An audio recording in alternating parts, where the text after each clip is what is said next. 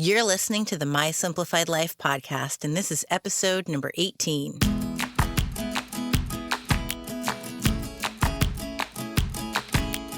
Welcome to the My Simplified Life podcast, a place where you will learn that your past and even your present don't define your future. Regardless of what stage of life you're in, I want you to feel inspired and encouraged to pursue your dreams, simplify your life, and start taking action today. I'm your host, Michelle Glogovac, and I'm excited to share my stories and life lessons with you while taking you on my own journey. This is My Simplified Life.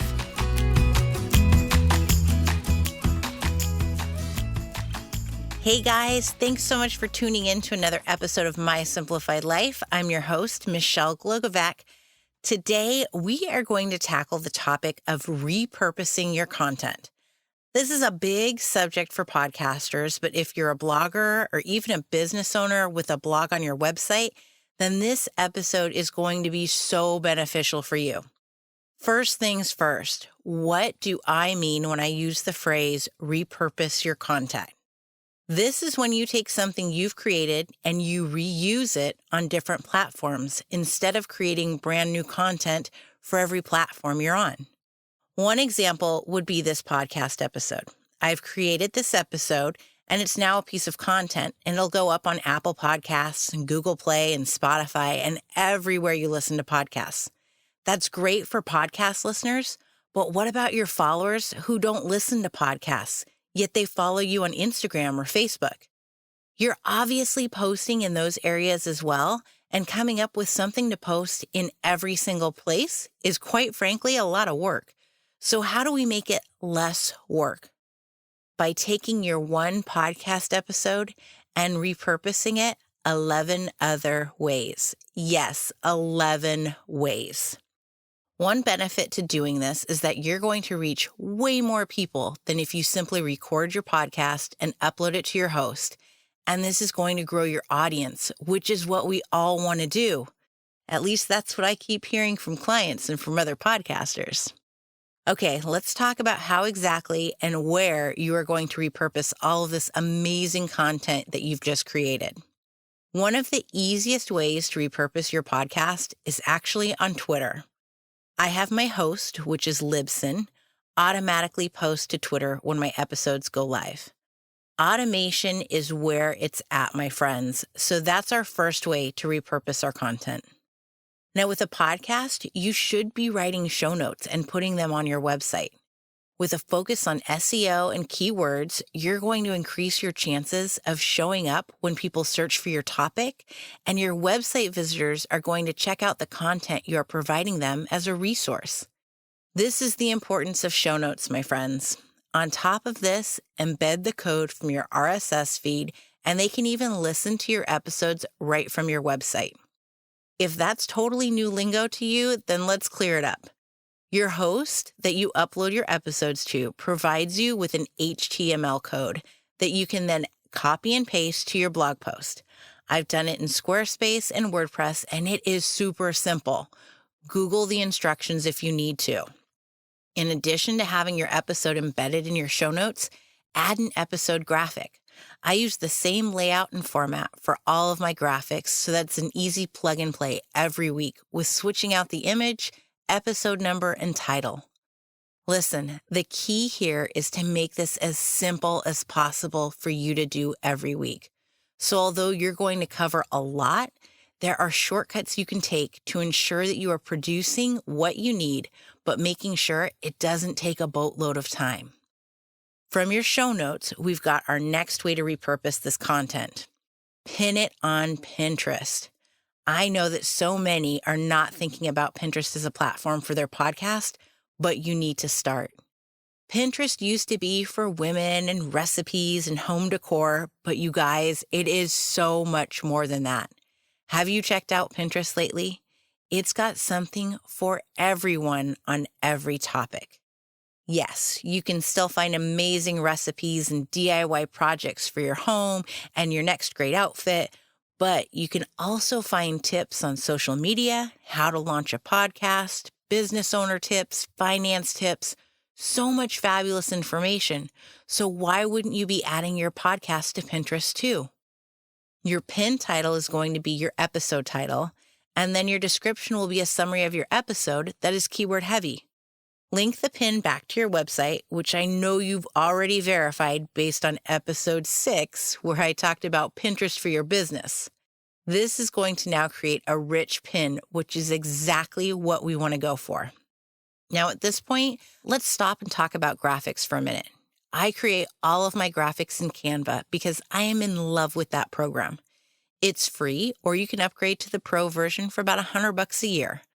I want you to create templates for your podcast so that you don't overwhelm yourself every week with needing to create new graphics. This will also allow you to outsource them at some point if you want to. The graphics you're going to create will consist of one for your Instagram feed, which will have a place for an image and your episode title and podcast name, and this one can be used for Facebook as well. 3 for Instagram stories, one which will be the story size of the one you just created for your feed, and 2 for quotes that you'll pull from the episode. And bonus, these can be used for Pinterest as well.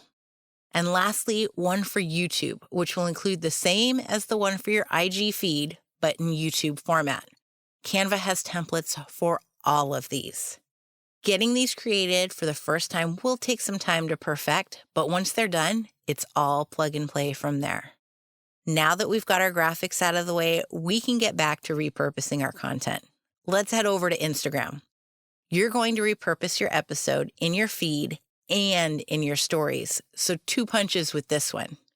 If you want to get fancy with the IG story graphic, create a wave or headliner file out of it and pull some audio from the episode. This isn't a must-all, but you now have the option to do it because you've got all of these graphics.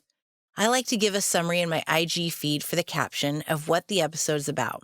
In my stories, I announce the episode and 2 quotes from the episode that I think will make people want to listen. We all know how difficult creating social media content every week can be, so this is literally taking 4 days a month off your shoulders. While we're on the topic of social media, go post your new episode in the graphic you used for your IG feed on your Facebook page. Here's where you'll want to decide whether you're posting it on your business page or your personal page. Personally, I do both, but not at the same time, since some of the same people might be seeing it. I should also note here that you should be changing your caption as well. Facebook doesn't look highly on the same wording coming up in 2 different places, so you're going to need to mix it up a bit. You can also use the same caption that you did on Instagram, but make sure you get rid of those hashtags. My podcast touches on both professional and personal sides, so I do like to share it with friends as well as followers. The next platform we're going to discuss is YouTube. Now wait, before you say, Michelle, I am not going to start doing video of my podcast, let me explain. Because trust me, I am not going to show you all my messy closet that I'm recording in while in my sweats and a messy bun. Some things are better left unseen, so I get it. What you can do, though, is create a quote-unquote movie with the audio file and attach it to a YouTube graphic. I'm a Mac user, so I do this in iMovie, and it's fairly simple and it's free. You could also do this in Wave, but you'll have to upgrade your subscription due to the length.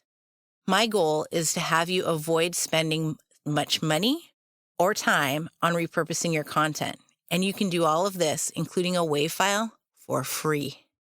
One of the most overlooked platforms is LinkedIn. Now, this is definitely not going to apply to all podcasters because something like a true crime podcast might just not be the right fit for this professional-focused platform. But if your podcast has a business tone to it or your topic is something that others can relate to, then by all means, share it on LinkedIn. I link my show notes in my post and use the Instagram feed graphic I've created. You can also use some hashtags on LinkedIn, so be sure to do that as well. Another platform that I've been using literally for years with my blog is Blog11. Blog11 is a website that is literally filled with blogs.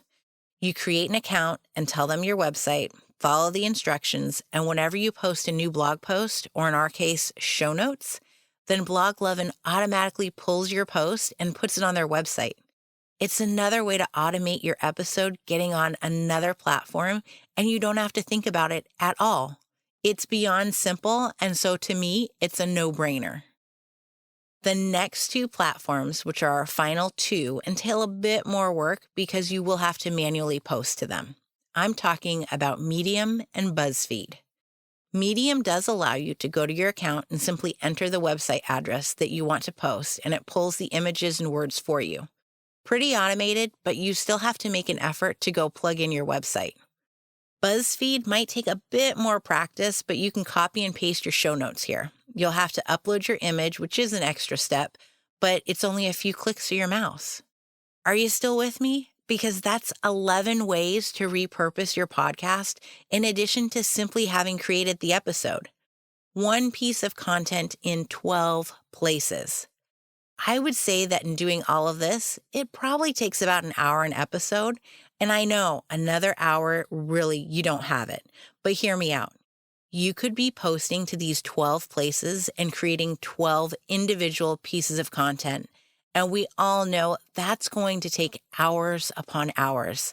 And that doesn't take into account the different graphics you're going to have to create. So this is actually a time saver. Why would you want to post your episode all over the place? Well, to grow your audience and to find your listeners. Listen, you don't have to post your content in 12 places, but you can definitely start with a few and test it out. Maybe you have a business podcast and hadn't thought about utilizing LinkedIn. I was actually interviewed last week on a podcast, and the host said she'd never considered posting on LinkedIn.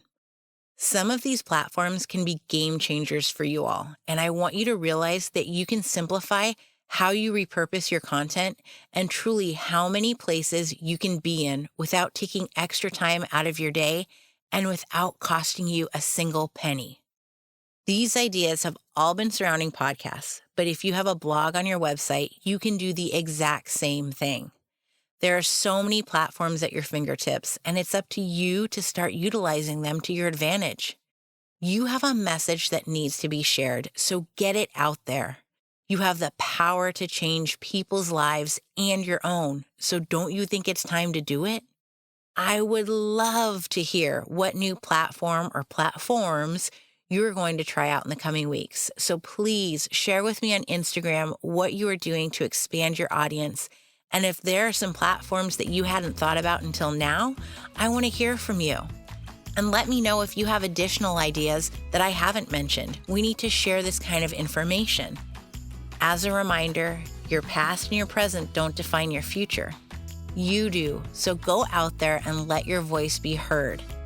Thanks so much for joining me this week, and I can't wait until we chat again next week.